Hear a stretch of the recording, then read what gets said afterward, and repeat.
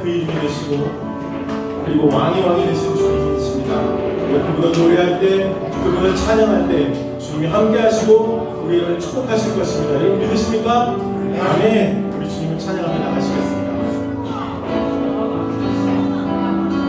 예수 가장 귀한 그 이름,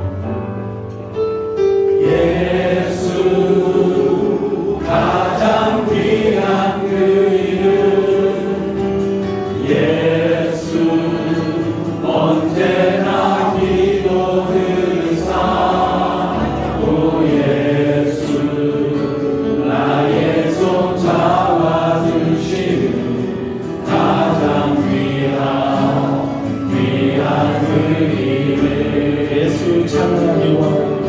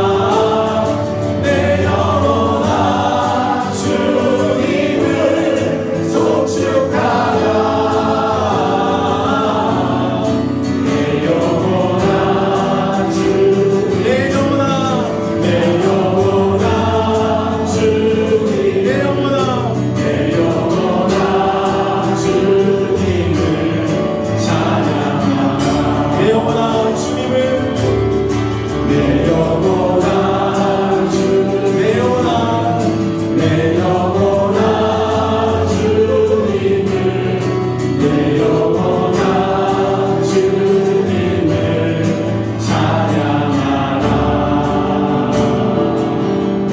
할렐루야. 아멘. 우리 주님을 찬양하십시다. 옆에 있는 분들에게 다시 한번 격려해 보실까요? 주님을 찬양하십시다. 아멘.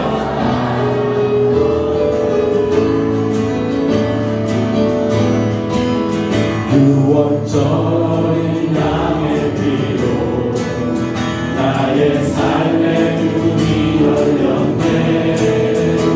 저 어둠의 권세를 이겼네. 주 보혈의 능력으로 원수가 날 정죄할 때에도 난 이렇게 설 수 있네. 난 더 이상 정죄함 없네. 난 주 보혈 아래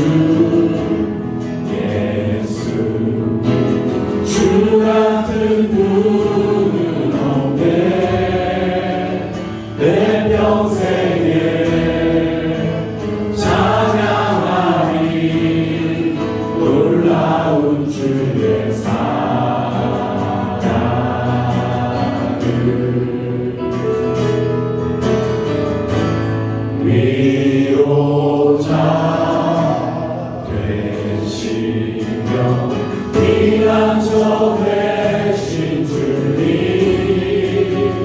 나의 영혼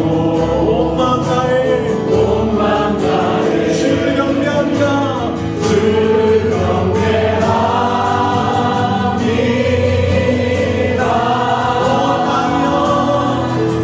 온 땅이여 주님께 외쳐라.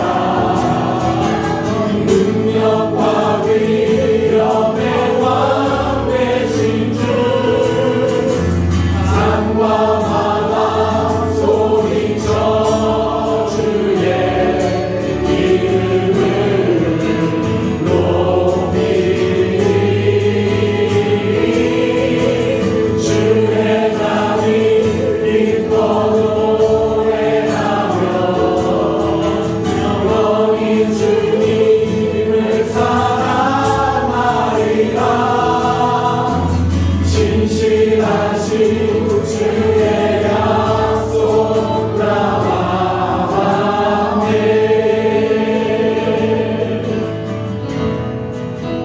내 구주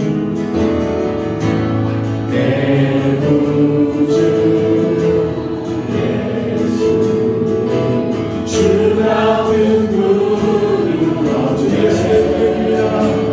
내 평생에 찬양하리. 놀라운 주의 사랑 위로자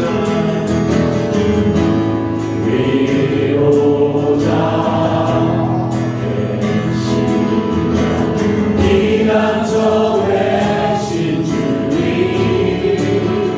나의 영혼 온만 다해 주를 경배합니다.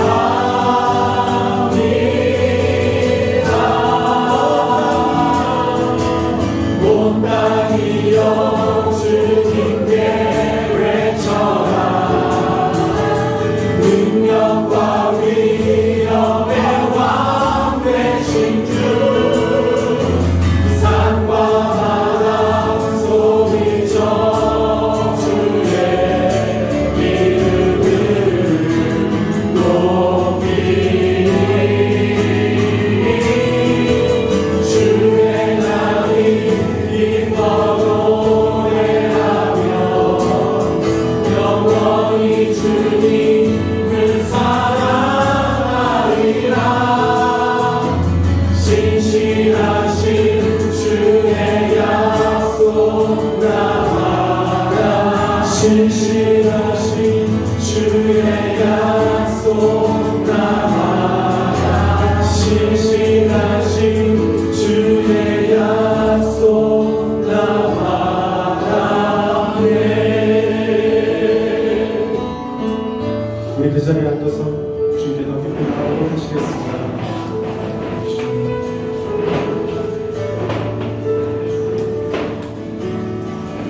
나의 영혼이 잠잠히 하나님만 바라며 나의 구원이 그에게서 나는도다. 나의 영혼아 나의 영혼아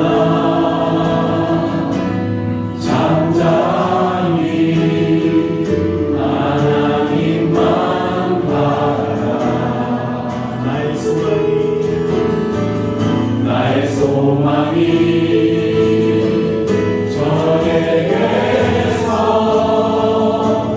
나는도다. 오늘 주말이 나의 반석 나의 구원이시니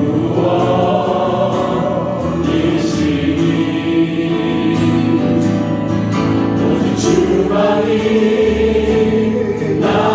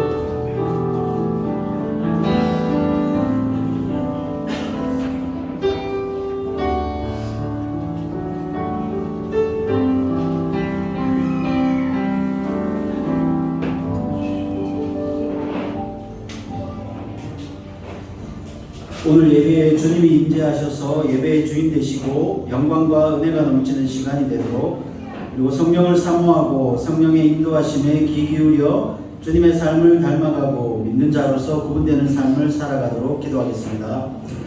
아버지 하나님, 주님을 맞이하여서 저를 교회 시간을 들어주시고 교회를 생각하게 해주시옵소서. 감사합니다.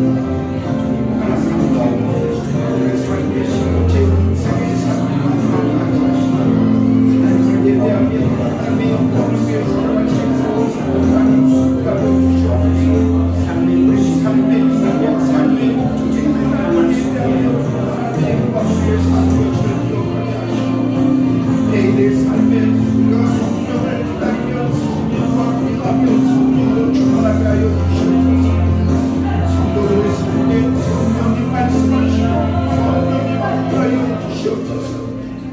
몸이 불편한 성도와 가족들이 회복되고 치유되도록, 그리고 하나님께서 모든 필요를 공급하심에 감사하고 물질에 대한 주님의 주권을 신뢰하고 채우심을 기대하도록 기도하겠습니다. 아버지, 저희 성도들과 성도들의 가정 가운데, 가족 가운데 영상으로 예수의 손으로 치유해 주시고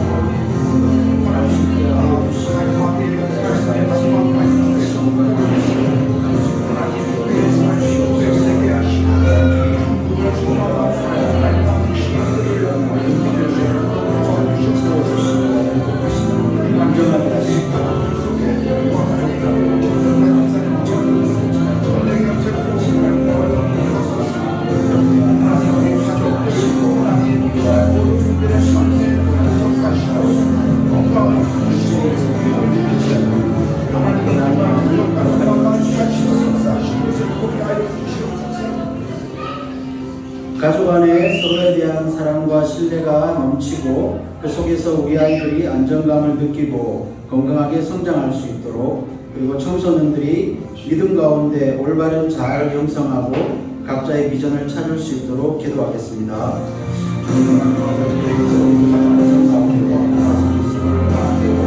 서로를 의지하며 신뢰하여 사랑이 넘치는 양식이 하시고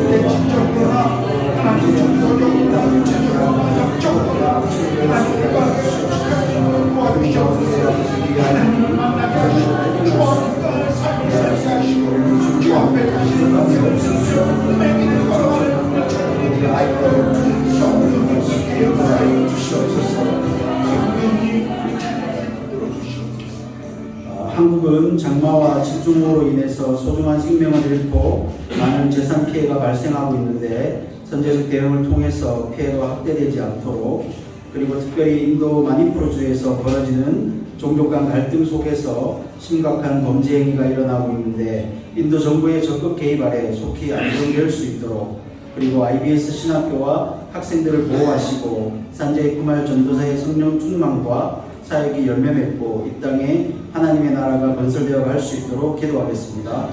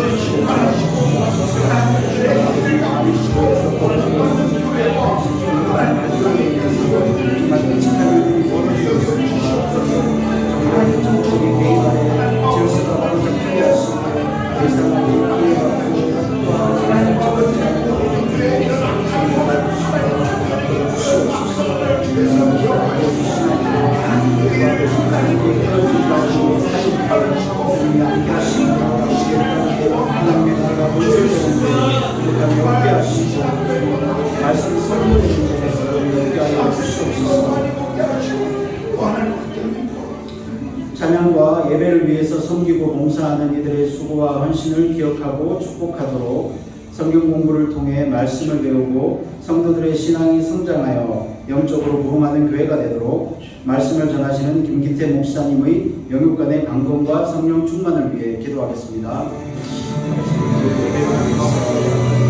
결혼하신 분께 그리고 감사하는 찬양 하나님 말씀과 기도에 대한 마음을 하시고 하나님 말씀을 기도에 대한 마음을 축복하는 하나님 삶의 기쁨을 경험하시고 기억하시고 하나님 내 순간을 따로 축복하여 신기하시고 행하시고 하나님 정말 주의 기적이 일어나는 삶을 세우시고 우리 성도들에게 순간과 삶을 축복하시고 자유주시고 하나님 정말 땅에서 지켜나가는 계시고 신앙을 가르치고 하나님을 세우고 행하게 하시고 하나님의 하나님의 죄를 공부하시고 오늘 말씀을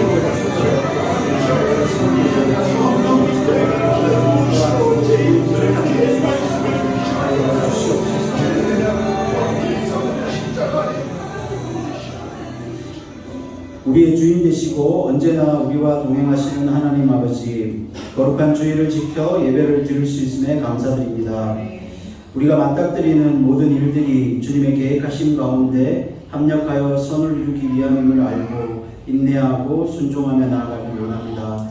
하지만 온갖 자연재해와 각종 사고 그리고 폭동 가운데 소중한 생명을 잃고 삶의 터전을 송두리째 빼앗겨버린 이들의 마음을 주님 헤아리시고 위로하여 주시옵소서. 한국을 방문 중이거나 휴가를 맞아 여행 중인 우리 성도들을 언제나 지켜주시고 충분한 쉼을 누리고 돌아오게 하여 주시옵소서. 교회를 방문하는 새로운 성도들이 늘어나고 있습니다. 온전한 신앙생활을 하기 어려운 이곳 인도에서 불가온 한인교회를 만나 믿음을 지키고 서로 의지하고 본면할 수 있는 교회 공동체가 되기를 기도합니다. 말씀을 전하시는 김기태 목사님께 영육간의 강건함을 주시고 성령이 함께 하심으로 불가온 한인교회를 섬기고 사역을 행함에 부족함이 없게 하여 주시옵소서. 전하시는 말씀 통해서 성도들이 깨달음을 얻고 새로운 한 주를 승리하며 살아가게 하여 주시옵소서. 모든 것 감사드리며 우리 주 예수 그리스도의 이름으로 기도합니다. 아멘.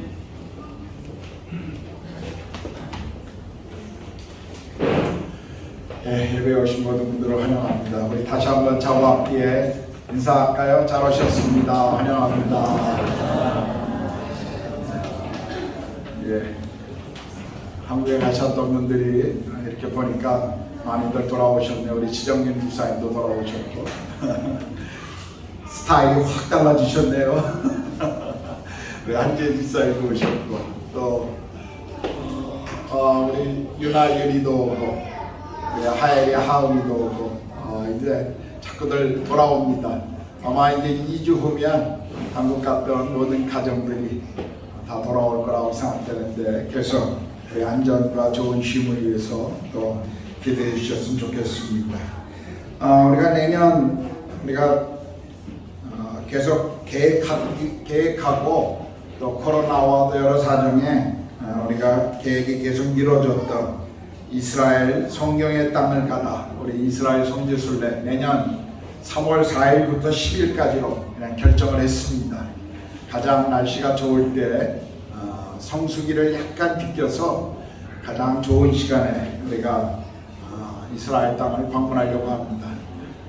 지금 신청하신 분들 오후 3시에 저희 집에서 모임을 갖고 다음 혹시 여러분 가운데 또 가보고 싶으신 분들이 있으면 주저하고 있는데 가기를 전 다음 주일까지 결정하시면 기회를 드리겠습니다. 이제 벌써 호텔 예약을 했고 우리가 항공편이나 여러 가지를 구체적으로 진행해야 되기 때문에 이제 다음 주가 넘어가면 더 이상 신청을 받지는 않겠습니다. 그래서 2024년 3월 4일부터 10일까지 우리가 이번에는 우리가 이스라엘만 방문하겠습니다. 요르단과 다른 곳은 방문하지 않고 이스라엘만.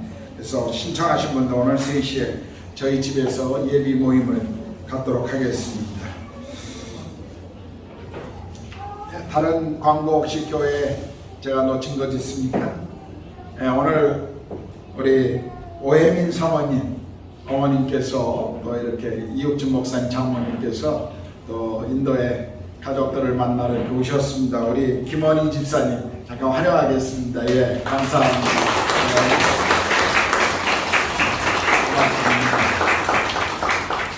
고맙습니다. 어제 저희 집에서 식사하시는데 포항 사투리를 정말 진하게 하시더라고요. 예, 감사하고요. 예.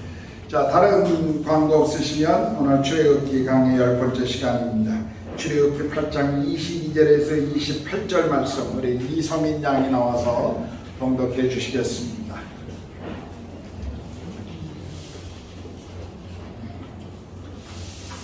그날에 나는 내 백성이 거주하는 곳엔 땅을 구별하여 그곳에는 파리가 없게 하리니 이로 말미암아 이 땅에서 내가 여호와인 줄을 너가 알게 될 것이라.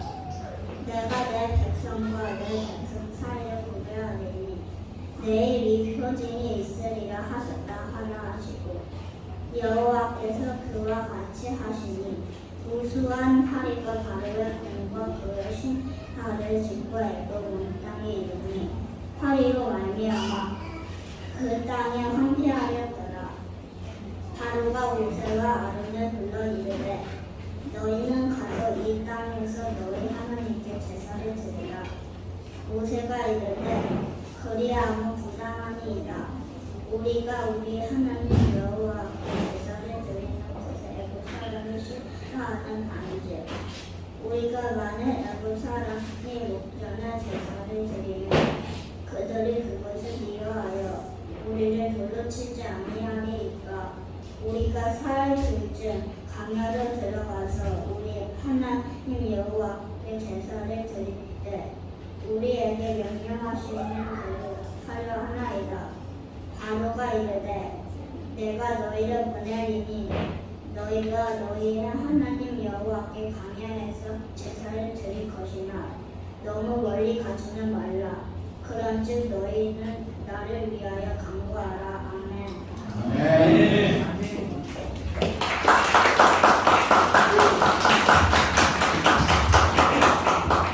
네, 감사합니다. 우리 찬송가 38장 예수 우리 왕이여 찬양하시면서 우리 드려진 헌금을 봉헌하겠습니다.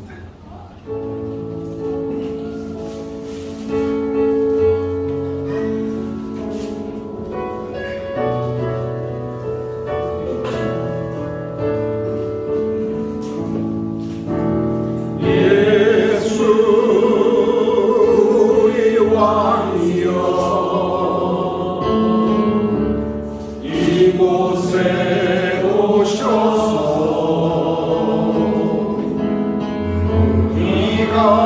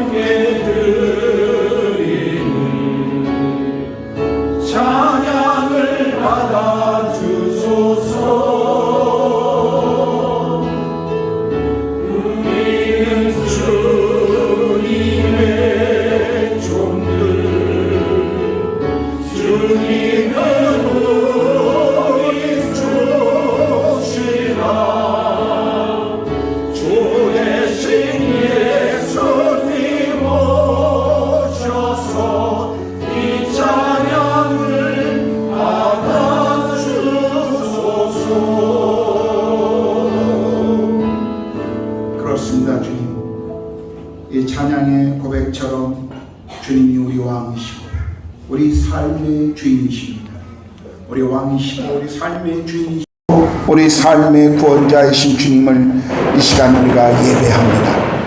특별히 오늘 인도 땅에 드려지는 모든 예배를 주께서 받으시고 복음의 척박한 이 땅 가운데 하나님의 영광과 복음의 비밀이 드러나게 하시고, 특별히 신앙 때문에 고통 핍박받고 있는 인도 현지 교회와 사역자들을 주의 특별한 은혜와 공율하심으로 보호하여 주시고 위로하여 주시옵소서. 특별히 많은 불의에서 하나님 수많은 고통 가운데 있는 우리 형제자매들을 주님이 기억해 주시고 모든 악한 자들의 그 악함을 심판하시고 이 땅에 하나님의 나라와 공의가 회복되도록 주여 함께하여 주시옵소서. 오늘 예배 가운데 우리에게 주신 것 중에 일부를 또 주님 앞에 교회의 필요와 이 땅에 가난하고 또 하나님 그 선교사들을 위해 하나님 우리가 물질로 드립니다. 물질이 사용되어지는 곳에 하나님의 임재와 영광이 드러나게 하여 주시옵소서. 우리의 필요를 늘 공급하시는 주님을 우리가 바라보게 하시고 우리 삶의 왕 되신 주님 앞에 늘 나아가도록 우리 성도들을 그렇게 간섭하시고 통치하여 주시옵소서. 이제 주의 말씀을 듣기를 원합니다.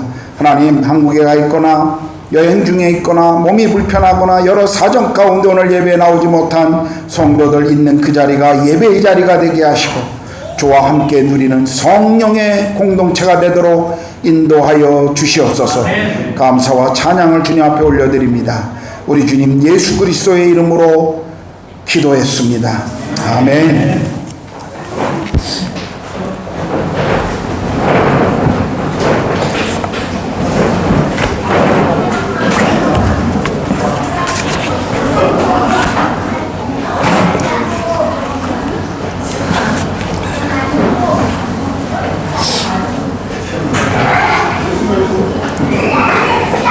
자, 타협. 오늘 설교 제목이 바로의 타협이라는 것입니다. 타협이라는 단어를 국어 사전에서 우리가 찾아보면 맞서 있는 의견이나 주장을 서로 양보하여 맞추는 것이다 라고 설명하고 있습니다. 타협은 양보와 배려가 필수입니다. 그리고 갈등을 종식시킬 수 있는 아주 좋은 방법이죠. 그러나 때로는 불의와 타협하다, 현실에 타협하다라는 부정적인 의미로 이 단어가 사용되기도 합니다. 또 그리스도인에게는 세상과 타협하지 말라 하는 의미로서 이 적당히 타협하지 말라라는 이런 표현들, 부정적일 때가 참 많이 있습니다.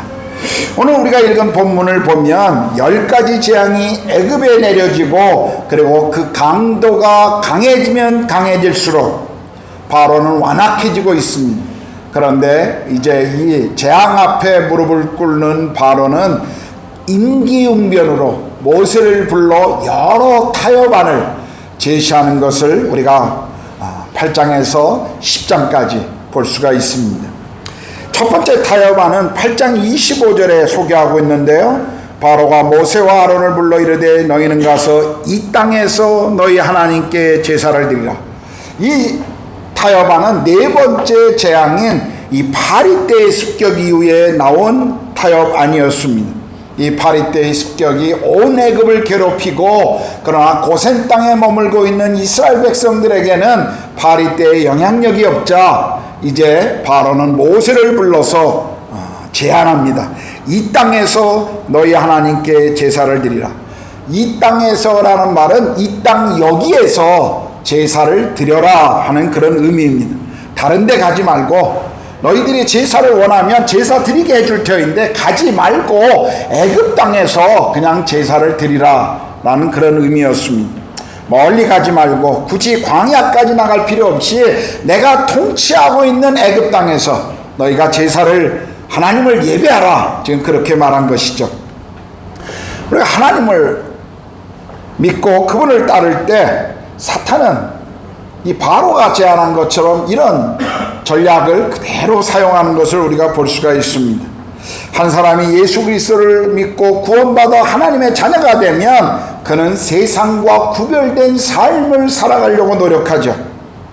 근데 그때 주변 사람들이 그런 그리스도인들, 새신자들을 때로는 조롱하고 그리고 그를 구원받기 이전의 삶으로 돌아올 것을 계속 옆에서 유혹하는 것을 참 많이 볼 수가 있습니다. 그래, 믿기는 믿어. 그렇지만 세상을 떠나려고 하지 마. 그냥 이 안에서 자유롭게 지내. 라고 사탄은 우리에게, 우리 주변에 있는 사람들을 통해서 유혹할 때가 참 많습니다. 예수 믿는 것 좋아. 그런데 세상 재미도 좀 누려야지. 너무 깊이 들어가면 안 돼. 이런 얘기들을 또 많이 합니다.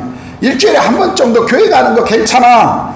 그렇게 이상으로, 그 이상으로는 열심을 낼 필요가 없어.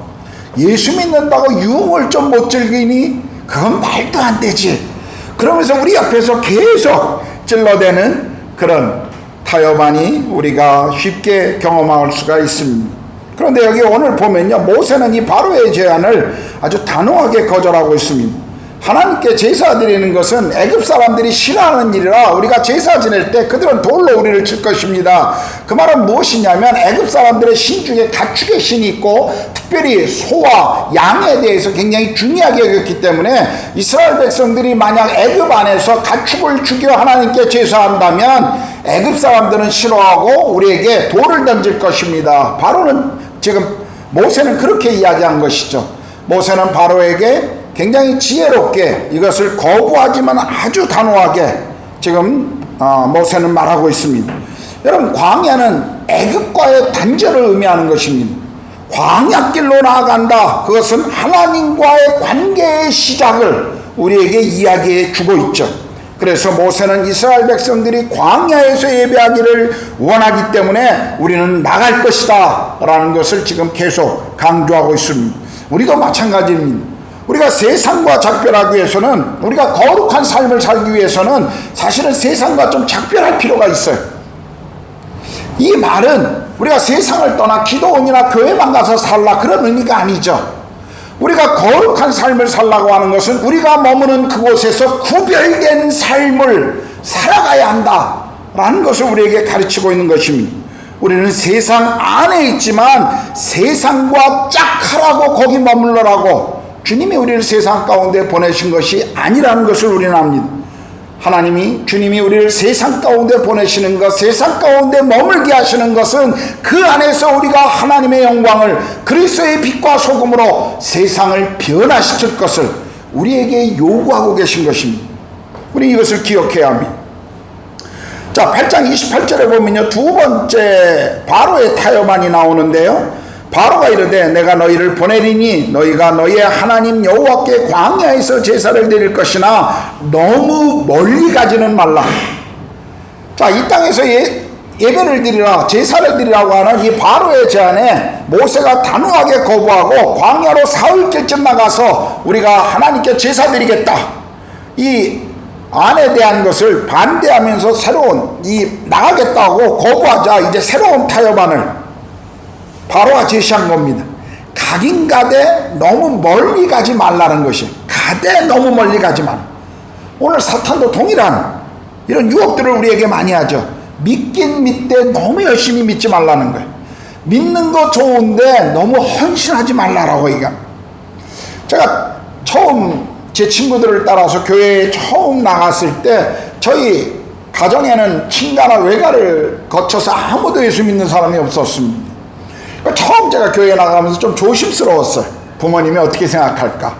또 저희 어머니는 늘 이 미신에 아주 샤머니즘에 늘 무당 불러다가 굿하신 분이라 참 제가 교회에 나가는 거에 대해 어떻게 생각할까.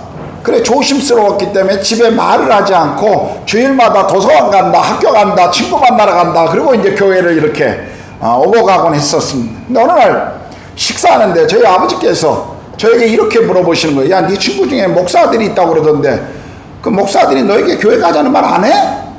그래서 비로소 그때 제가 이야기를 꺼냈어요. 사실은 그 아이가 교회 가자고 해서 요즘 교회를 나가고 있습니다. 조심스럽게 제가 말씀드렸더니 아버지가 그러시더라고요. 그래, 청소년 시기에 교회 나가서 좋은 말씀 듣고 좋은 친구들 만나는 거 좋아. 그런데 너무 빠지면 안 된다 그러시더라고요. 우리 주변에 그렇게 얘기하시는 분들 많죠. 아내가 신앙생활 하면서 은혜를 받으면 남편들이 꼭 얘기하죠. 당신 너무 빠지는 거 아니야? 좀 작작 좀 믿어 라고 하면서 아내들을 이렇게 붙잡으려고 하는 남편들이 있습니다. 또 믿지 않는 가정들은 우리에게 어떤 얘기를 하죠? 그래, 신앙을 갖는 건 좋지만 다른 사람을 존중해줘라. 다른 사람에게 예수 믿으라고 너 전하지 마. 얼마나 그런 얘기들을 우리가 이야기를 많이 듣습니다. 또 심지어는 우리를 힘들게 하고요, 믿기 시작하고 주님을 따르는 사람들에게 아주 진을 빼고 힘을 빼는 사람들은 누구냐면 같은 공동체나 직장 안에 있는 가짜 신자들이에요. 그분들이 그런 얘기를 많이 해요. 우리가 그리스도의 믿음의 신앙의 가치를 따라가려고 하면 뭐라고 얘기합니까? 야, 나도 교회에서 집사야, 집사. 그렇게 신앙생활하고 그렇게 직장생활하면 너 왕따 되고 직장에서 아무것도 못해, 사회생활 못해. 적당히 해야지, 적당히. 예수 믿고 오랜 생활 신앙생활 했다는 분들이 이제 막 신앙생활을 시작한 분들에게 그런 조언을 해줌으로 오히려 신앙생활을 못하게 하는 그런 가짜 신자들도 우리 주변에 참 많이 있음을 보게 됩니다. 여러분, 사탄의 전략이 무엇이죠? 우리가 예수를 못 믿게 해요. 교회 나가지 못하게 합니다. 그런데 어쩌다가 친구를 따라나 아니면 아내를 따라나 아니면 뭐 가족 가운데 예수 믿는 사람이 있어서 교회를 나가기 시작하면 그 다음에 사탄은 뭐예요? 우리 마음에 계속 얘기합니다. 그래, 교회까진 괜찮아. 근데 믿지 마. 너 주변 사람들 봐봐. 네 주변에 그리스도인들 얼마나 위선자가 많니? 너도 그렇게 될래? 그러니까 그냥 교회까지 온 거 괜찮아. 근데 믿지는 말아라. 사탄은 우리에게 계속 우리가 신자됨의 삶을 계속 방해합니다. 은혜 가운데 예수를 믿게 되면 그 다음에 사탄은 뭐라고 그래요? 그래 교회 와서 예수 믿는 거 거기까지는 괜찮아. 근데 정말 주님을 따라가고 하나님께 헌신하는 그런 삶을 살면 네 인생 망친다. 조심해야 돼. 우리에게 그렇게 유혹하는 유혹들이 얼마나 많이 있습니까? 피곤한데 꼭 예배 가야 하니? 그냥 영상, 나중에 유튜브 영상 보면 되지 뭐. 얼마나 그런 코로나 이후에 영상 예배가 일상화되면서 그런 유혹들이 우리 마음 가운데 많습니다. 인도에 오면서 얼마나 많은 그런 유혹들이 있어요. 야, 네가 네 인생 속에 지금 인도 생활만큼 골프 실력 늘릴 수 있는 이 좋은 시간이 언제 있을 것 같아? 성경 공부는 무슨 성경 공부, 셀은 무슨 셀. 지금 열심히 네 행기 올려야지. 지금이 기회야. 얼마나 많은 사람들이 저 푸른 초원에 나가는 건 그렇게 좋아하는데 성경 공부 모임 오는 건 그렇게 힘들어해요. 얼마나 사탄이 우리에게 우리 옆구리를 찌르면서 유혹하고 있는 참 많은 이야기들이 있습니다. 여러분, 우리는 사탄이 너무 멀리 가지 말고 가까이서 신앙생활하고 말하는 이 사탄의 전략에 대해서 가감하게 단호하게 우리는 거부하고 주님을 따라갈 필요가 있다는 것입니다. 여기 세 번째 타협안은요, 10장 11절에 있어요. 그렇게 하지 말고 너희 장정만 가서 여호와를 섬기라. 이것이 너희가 구하는 바니라. 이에 그들이 바로 앞에서 쫓겨나니라. 점점 재앙의 강도가 강해지자 애굽의 사람들은 큰 고통과 경제적인 재난을 경험하죠. 바로가 계속 완악해지니까 심지어 바로의 신하들까지 이제 바로에게 이렇게 이야기합니다. 7절에 보면 바로의 신하들이 그에게 말하되 어느 때까지 이 사람이 우리의 함정이 되리까? 그 사람들을 보내어 그들의 하나님 여호와를 섬기게 하소서. 왕은 아직도 애굽이 망한 줄을 알지 못하시나이까? 이 이야기를 들은 모세가 바로가 다시 모세를 부릅니다. 그리고 누구 갈 거냐? 그러니까 바로가 말하기를 남녀노소와 양과 소 모두를 데리고 가겠습니다. 그랬더니 이제 바로가 또 다른 타협안을 내놓은 것이 이겁니다. 가되 자녀들은 데려가지 말고 장정들만, 어른들만 가라. 무슨 말입니까? 아이들을 인질로 잡아놓으면 아무리 광야에 나가 예배드렸던 어른들이 할지라도 자식 때문에 다시 돌아오잖아요. 자녀를 두고 떠나는 사람이 어디 있겠어요? 그러니까 인질로 볼모로 자녀들을 지금 잡고 싶어하는 이 바로의 이 계략을 우리가 볼 수가 있습니다. 또 다른 의미에서 이것은 신앙생활에 있어서 다음 세대를 우리와 단절시키려고 하는 이 사탄의 전략이라는 것을 우리는 좀 이해할 필요가 있습니다.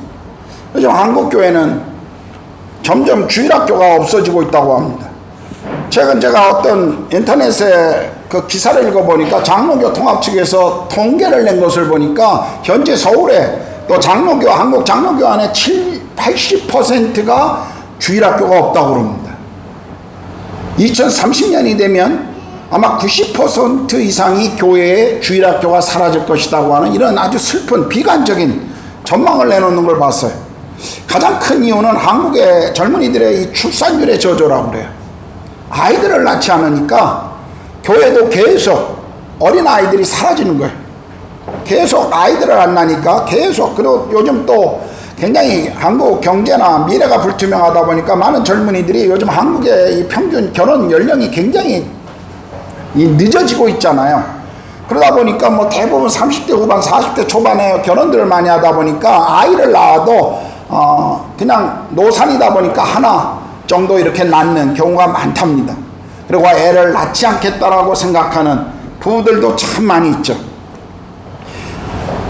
이러다가는 오늘날 우리 한국 교회도 유럽의 어떤 교회들처럼 정말 노인들만 예배당에 모여 예배하는 그런 시간이 올까봐 참 마음에 참 이런 큰 부담감이 있습니다. 요즘 한국의 기사를 보니까 어떤 선교단체는 어떤 교회는 애 많이 낳기 운동을 하더라고요. 목사님들이 강단에서 그걸 강조하시더라고요. 애 많이 낳는 것이 선교입니다.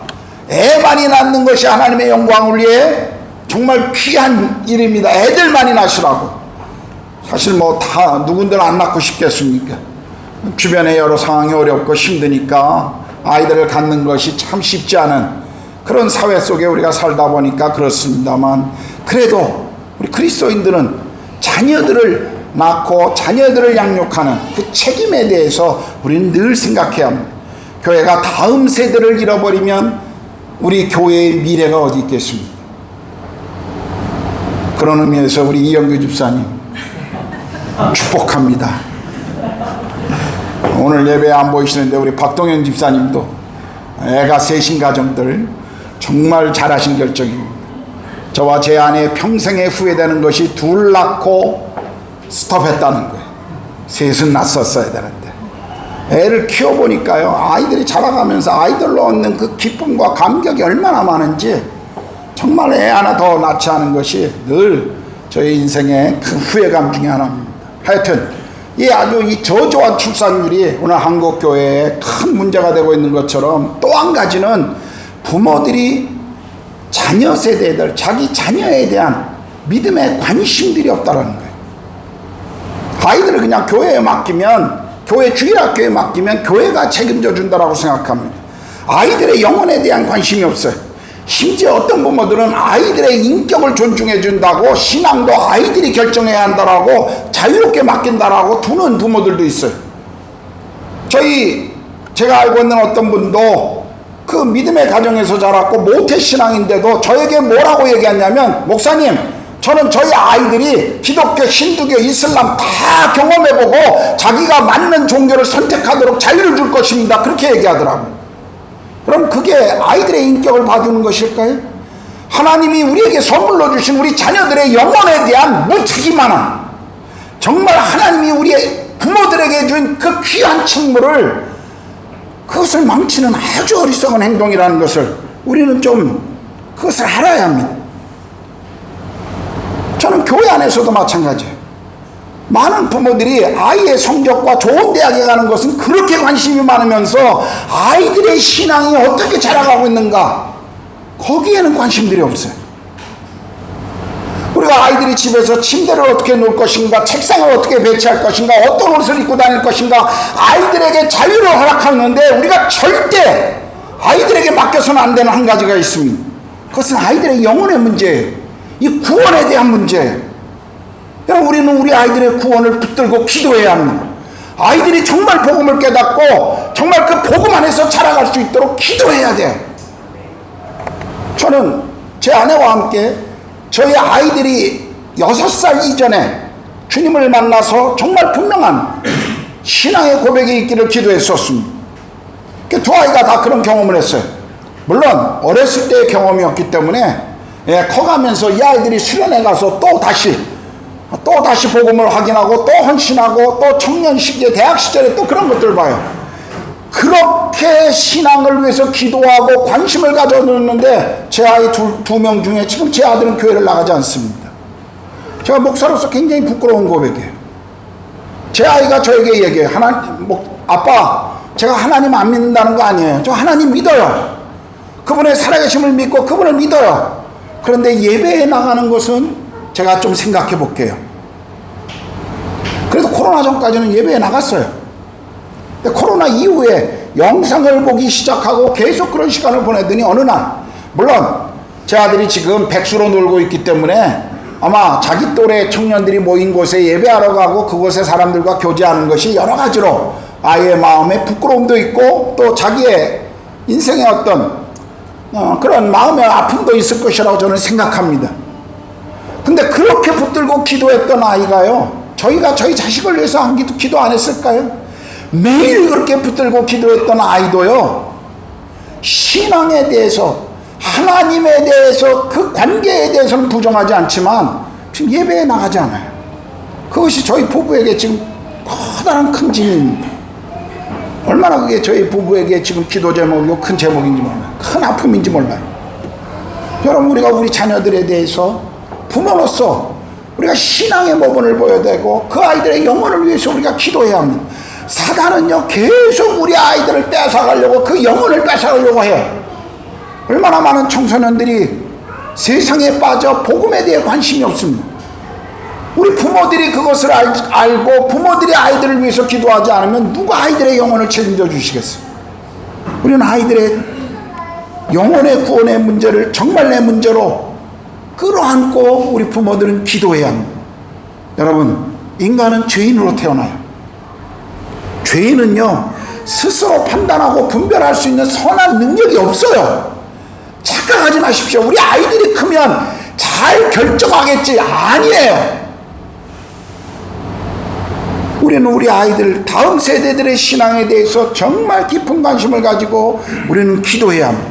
오늘 바로의 이 제안, 믿음의 세대들과 그 다음 세대를 끊어놓으려고 하는 이런 타협에 대해서 우리는 거부해야 되고, 그리고 자녀들과 함께 가야 합니다. 함께 예배하고 함께 자녀들과 하늘의 소망을 가지고 날마다 걸어가는 믿음의 세대들로 우리는 만들어야 한다는 거예요. 이것이 우리에게, 우리 부모들에게 주신 책무인 것입니다. 저에게 네 번째 타협하는 10장 24절에 나오는데요, 바로가 모세를 불러서 이르되 너희는 가서 여호와를 섬기되 너희의 양과 소는 머물러 두고 너희 어린 것들은 너희와 함께 갈지어다. 이제 9번째 재앙이 오니까 바로가 다급해졌어요. 그리고 모세에게 새로운 타협안을 제시해요. 그래, 너희 아이들 데리고 가. 다 데리고 가되 가축은 두고 가라. 가축. 이거 재산입니다. 오늘날로 말하면, 그래, 가서 예배하되 너희 돈 될 만한 건 다 두고 가라. 지금 그 얘기를 하고 있는 거예요. 여러분, 오늘날 돈처럼 우리에게 강한 권력이 있고 강한 힘이 있습니까? 돈만큼 우리 삶에 지대한 영향을 미치는 것이 있을까요? 없어요. 정말 돈이 우리 삶에, 이거는 믿는 사람이든 그리스도인이든요, 믿지 않는 사람이든 믿는 사람이든 모두에게 다 관여된 것입니다. 돈만큼 우리 삶에 영향력을 미치는 강력한 힘은 없습니다. 지금 사단은 그것을 알고 있어요. 바로도 그것을 알고 있습니다. 그래서 돈을 가지고 우리 인생에도 유혹할 때가 많이 있죠. 우리가 가장 쉬운 세상에 말이 뭡니까? 뭐니 해도 머니가 최고야. 얼마나 이런 용어들을 들으면서 우리가 쉽게 경험해요. 우리 직장생활 하면서 어때? 이거 한번 눈 감고 넘어가주면 얼마나 이익이 많은데 꼭 정직하게 이 일을 다뤄야 되니? 그냥 눈 찔끔 닫고 넘어가자라고 얼마나 많은 유혹들이 우리에게 있습니다. 사회가 우리에게 얼마나 많이 그래요. 돈 없으면 대우 못 받는다. 늙어가면서 돈 없으면 대우 못 받아. 자식에게도 대우 못 받아. 이런 이야기들을 우리가 얼마나 많이 들어요.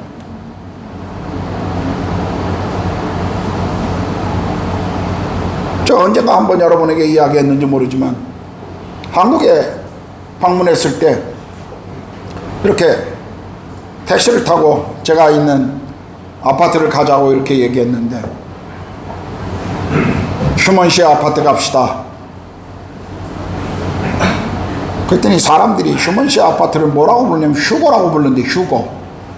그래서 이건 무슨 이런 기독교 용어 휴거를 이야기하나. 그랬더니 그게 아니라 주변 아파트에 사는 사람들이 휴먼시아 사는 사람들 보고 휴먼시아 거지들, 그래서 줄여서 휴거 이렇게 부른대요. 우리는 그 아파트를 주신 하나님 앞에 얼마나 감사하고, 또 한국 갈 때마다 우리 아이들이 머물고 있고 또 내가 갈 아파트가 있다는 것이 얼마나 행복한데, 주변 사람들이 그러더라. 오늘 세계가 그래요. 세상이 그래요. 우리가 뭘 가지고 있는가, 얼마나 큰 아파트에 사는가, 어느 동네 사는가, 어떤 차를 타는가, 그거 가지고 우리를 평가합니다. 우리 그런 세상에 살고 있어요. 돈 없으면 정말 대우 못 받는 그런 세상에 우리가 살고 있습니다. 저는 한국에 있을 때 프라이드 탔거든요. 호텔에서 설교할 기회가 있어서 가면 5성급 호텔, 좋은 호텔에 가면요, 앞에 쫙 들어갈 때 벨보이 앞에 일하는 애들이요 제 차 보고 나오지도 않아요. 프라이드 타고 가면 아예 들어갈 때부터 무시합니다. 발레 파킹은 아예 생각도 못해요. 세상이 그래요. 그래서 사람들은 다 좋은 차, 좋은 곳에 살고 싶어 합니다. 돈처럼 청년이든 노인이든 강력한 힘을 가진, 그런 힘을 가진 존재는 없습니다. 이건 정말 우리에게 강력한 유혹이에요. 그래서 하나님은 우리에게요, 이 강력한 힘을 가진 돈보다 자신을 더 신뢰할 것을 말씀하시는 거예요. 자신을 신뢰하기 위해서, 우리가 돈에서 자유로운 인생을 살아가도록 하시기 위해서 주님이 우리에게 가르쳐 주신 것이 무엇입니까? 그게 헌금 생활입니다. 그게 11조 생활이에요. 하나님은요, 세상의 주인이시고 모든 것의 주인이셔요. 그분이 물질이 없어서 우리에게 헌금을 드리라고 말씀하시는 것이 아니에요. 그 헌금을 드리라는 이유가 뭐예요? 우리에게 헌금 생활을 성경이 우리에게 말씀하시는 이유가 뭐예요? 헌금을 통해서 우리가 물질에 대해서 자유로움을 배우라는 거예요. 우리가 가지고 있는 돈의 주인이 누구인지, 누가 우리 삶을 책임지고 있는지, 헌금을 통해서 자유로움을 배우라는 것이에요. 여러분, 저도 처음 신앙생활 할 때 굉장히 고민스러웠던 것 중에 하나가 11조였어요. 나도 돈 없는데 이 돈을 내야 되나? 교회가 더 돈 많은 것 같은데 나까지 11조를 해야 되나? 내가 사고 필요한 게 많은데 11조 해야 되나? 이게 참 마음에 갈등이 많았어요. 여러분, 11조는요, 우리의 헌금 생활은요, 사실 우리의 믿음의 행위입니다. 우리가 하나님을 얼마나 사랑하는가, 그 잣대에 어떻게 보는가를 그 헌금을 보면 알 수가 있어요. 어떤 목사님이 그런 얘기 했잖아요. 오늘날 교회 안에 회개한 많은 그리스도인들이 있지만 정말 지갑까지 회개한 그리스도인들은 별로 없다고.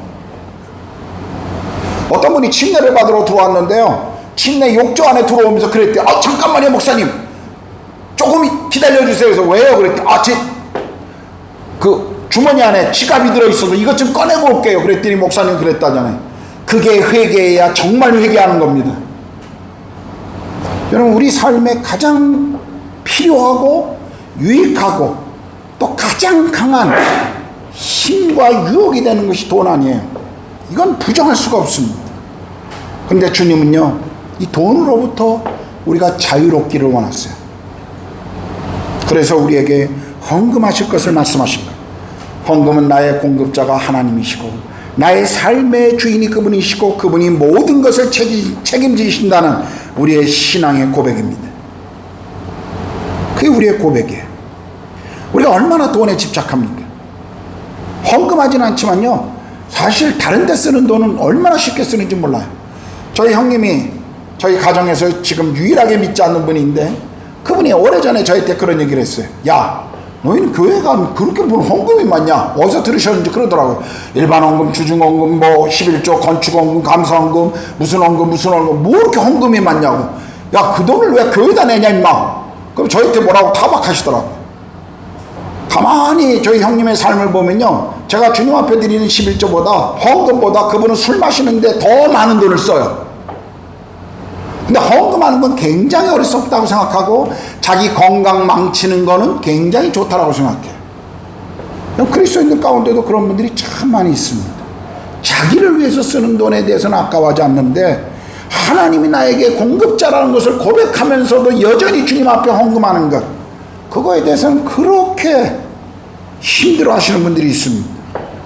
헌금은 사랑의 정신입니다. 그건 사랑에 대한 헌신이에요. 헌금은 하나님이 내 인생의 주님이라는 것을 고백하는 행위인 것입니다. 헌금은 우리의 믿음이 얼마나 성장하고 있는가를 보여주는 잣대입니다. 우리가 얼마나 하나님을 신뢰하고 있는가를 보여주는 것이에요.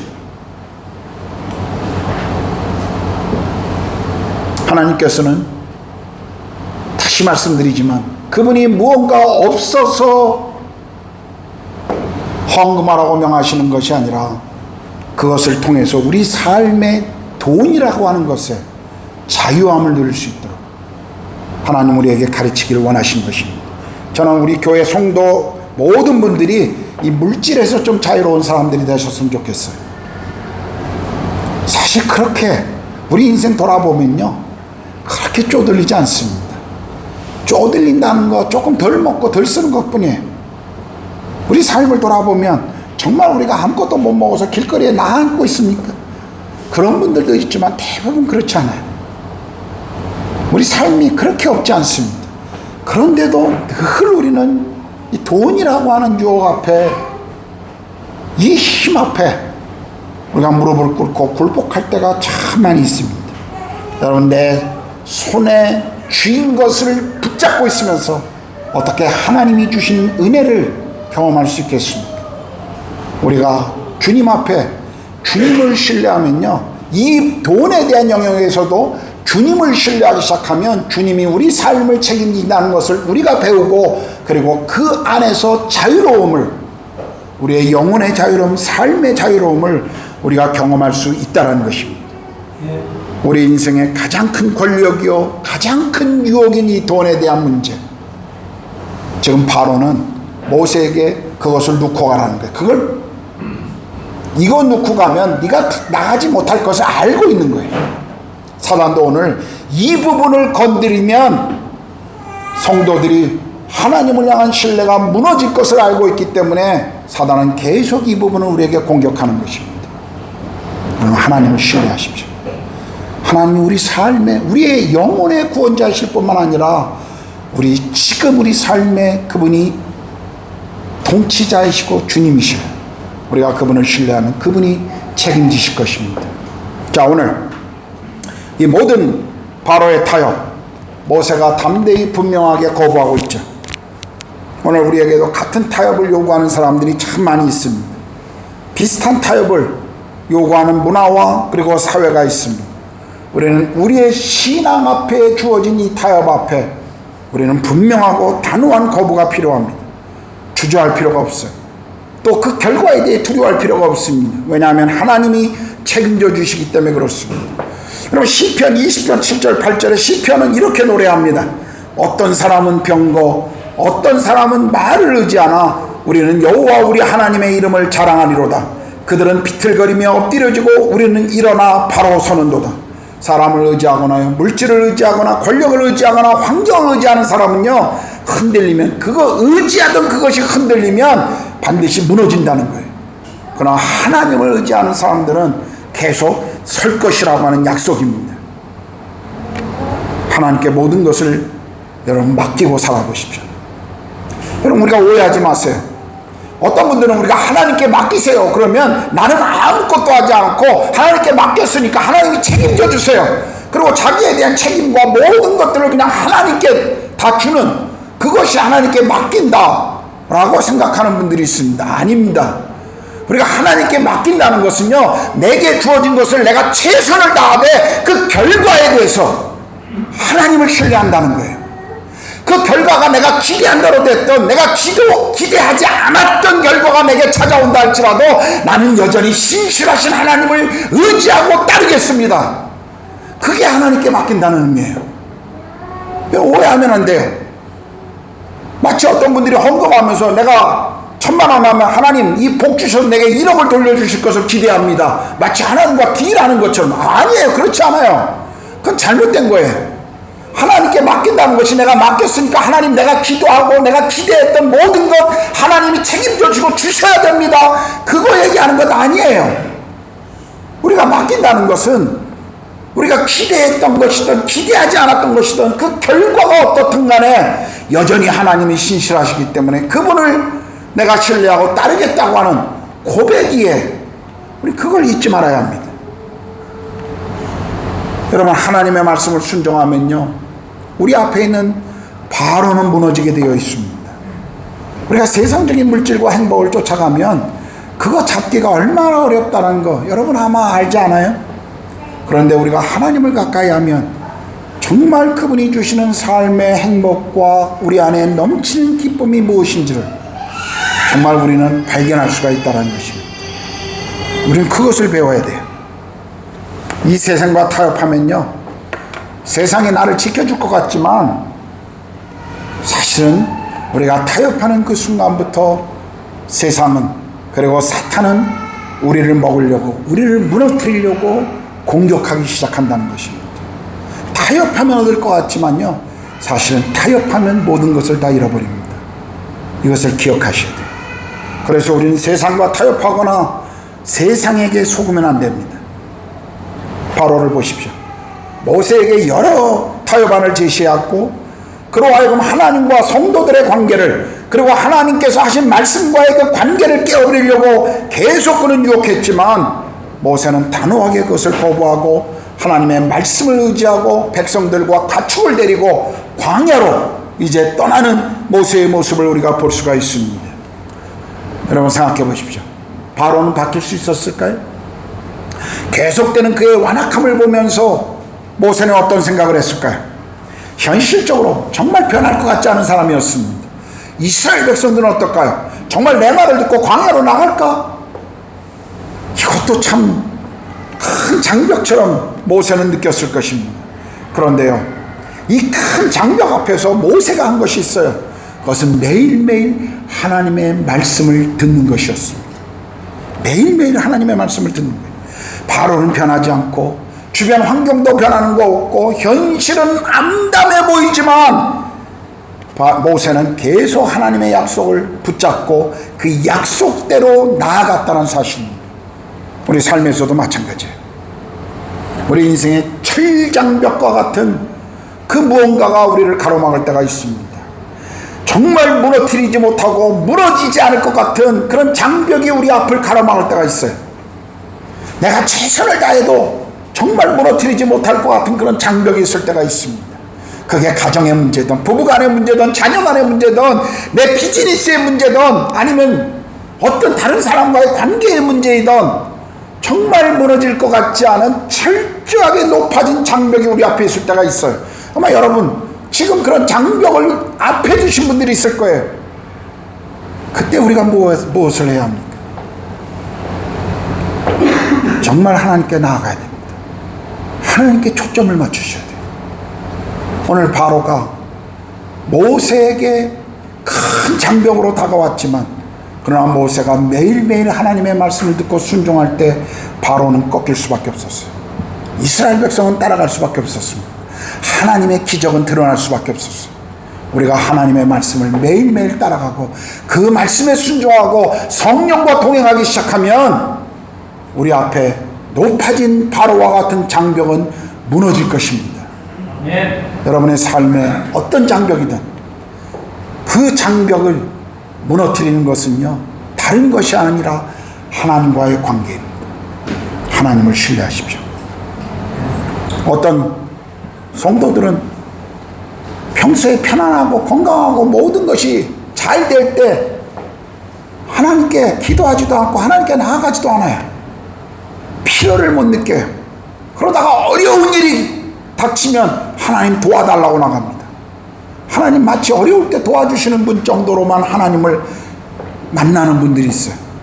여러분 주변에 있는 어떤 분들이 평소엔 여러분을 개차반 취급하다가 어려우면 찾아와서 도와달라고 말하는 어떤 사람이 여러분 옆에 있다면 여러분 그 사람을 어떻게 대하시겠습니까? 기분 좋으시겠어요? 그런데 하나님을 우리가 그렇게 대하고 있어요. 하나님을 우리가 그렇게 대합니다. 여러분, 우리 앞에 바로 성경에 나오는 한 사람의 이야기가 아닙니다. 우상신들, 애굽에만 있는 것들이 아니에요. 지금도 내 곁에 서서 나를 유혹하고 타협하라고 요구하고 있는 수많은 것들이 있습니다. 우리가 사탄의 전략에서 이길 수 있는 건 단호히 거부할 뿐만 아니라 매일매일 그분과 동행하는 것밖에 없습니다.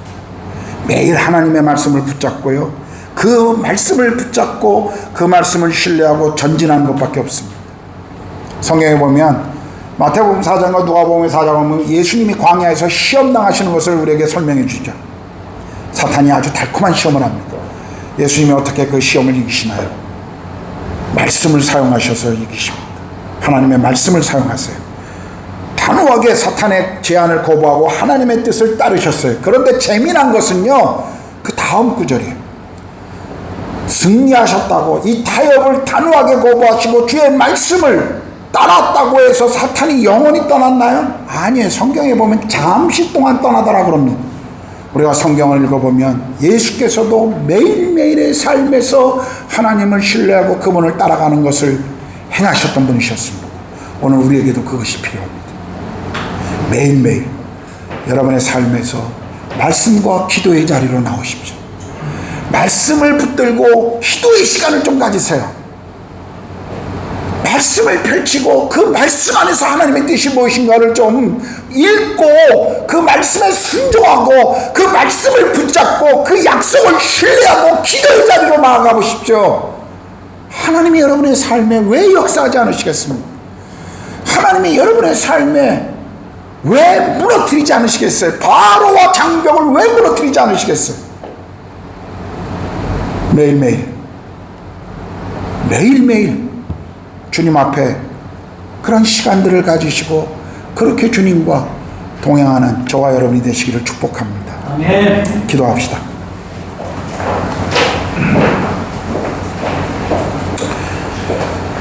오늘 말씀을 기억하면서 기도합시다.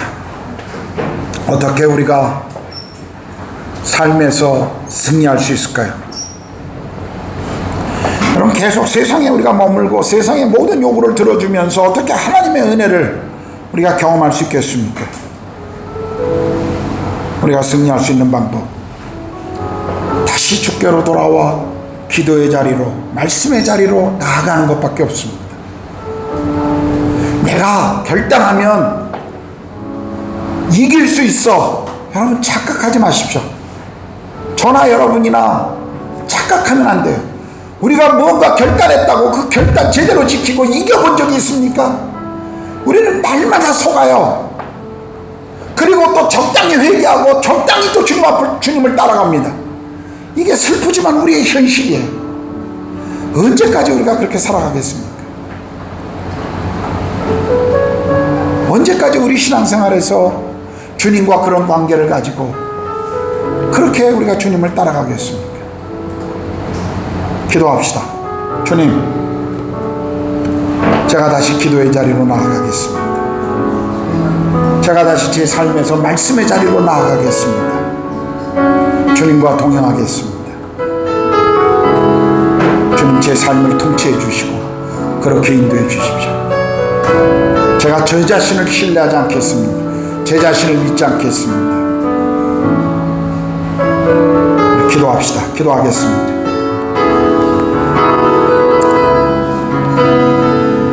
하나님 아버지, 제 삶에서도 얼마나 많은 부분에 무너져 내리고 실패의 자리로 나아가고 또 일어서지만 또 실패의 자리로 나갈 때가 많은지 봅니다. 내가 결단하고 내가 결심하고 뭔가 행하려고 하지만 그것이 얼마나 스스로를 무너뜨릴 수 있는 착각인지 하나님, 제가 압니다. 주님, 제가 결코 제 자신을 신뢰하지 않게 해주십시오. 제가 다른 것을 붙들지 않게 해주십시오. 저도 날마다 주의 말씀 앞에 나아가며 기도의 자리로 나아가게 해주십시오. 더 깊이 더 많은 시간을 주의 말씀과 씨름하게 하시고 그리고 기도의 자리로 주님과 함께 할 수 있도록 하나님 역사해 주시옵소서. 주님 제 삶의 자리에서 그렇게 저를 만나 주십시오. 주님, 제 인생 속에 과거의 어떤 영광스러운 경험들, 제 인생 속에 지나갔던 어떤 부흥의 시간들, 제가 주님 안에서 누렸던 그 축복의 시간들, 언제까지 제가 하나님 과거에 매여 있을 수 있겠습니까? 주님 매일 날마다, 주님 매일의 삶에서 주님 앞에 그렇게 나아가며 주님이 지금 여기 오늘 제 삶에서 기적을 행하시고 제 앞에 장벽들을 무너뜨리는 것들을 하나님 제가 경험하게 해주십시오. 주님 그렇게 제 삶을 간섭해 주십시오. 저희 성도들의 삶에서 주님 그렇게 행해 주십시오. 주님 우리 성도들의 삶에 그 높아진 장벽 앞에 두려워 떨지 말게 하시고 염려하거나 정말 하나님 불안해하지 않게 하시고 하나님 앞으로 나아가며 주의 다스림을 고백하며 성령을 따라가는 성도들이 될 수 있도록 성령님 그렇게 우리 모두를 하나님 붙잡아 주시옵소서. 아버지 그렇게 우리를 주님 손에 부탁합니다.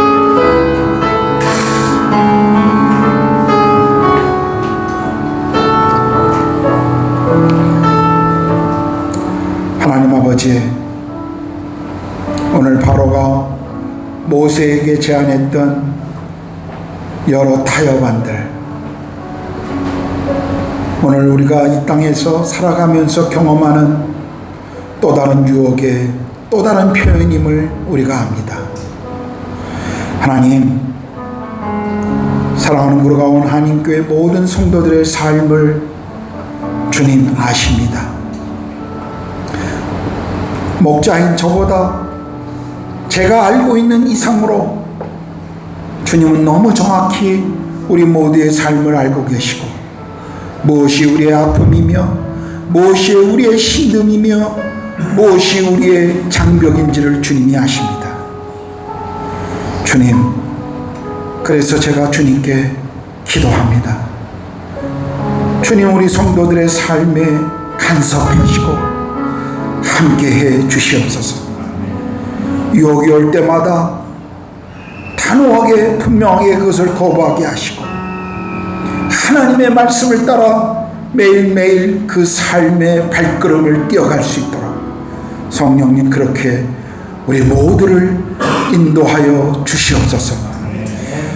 이 땅에 살아가며 수많은 유혹들, 우리에게 찾아오고 있는 수많은 벽들, 그 속에서 매일매일 우리가 하나님을 만나지 않고는 승리할 수 없음을 기억하게 하시고 매일 기도의 자리로, 매일 말씀의 자리로, 매일 예배의 자리로 우리 모두가 나아가도록 성령님 그렇게 우리를 다스려 주시옵소서. 우리 성도들의 삶에 하나님 그렇게 행하여 주시옵소서. 우리 주님 예수 그리스도의 이름으로 기도합니다. 아멘. 아멘. 다 같이 일어나셔서요 348장 우리가 함께 찬양하겠습니다.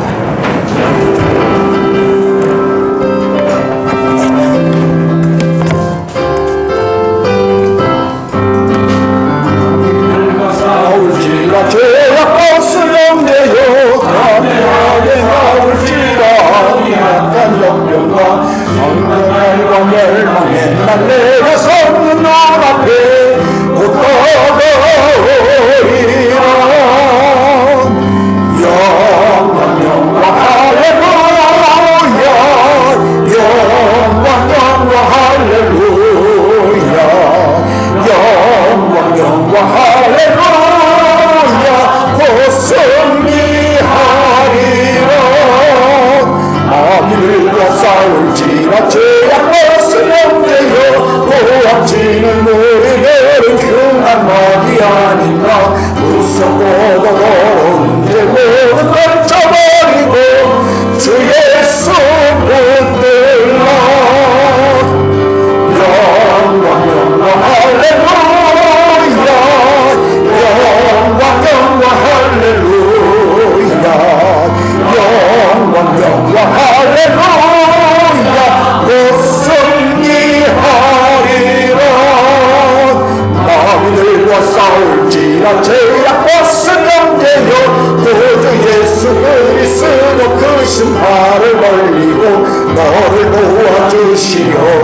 앞서서 기다리시니 너서 나오라.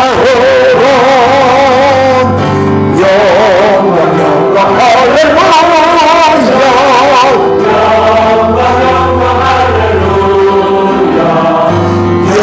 영광 영광 할렐루야. 곧 승리하리라.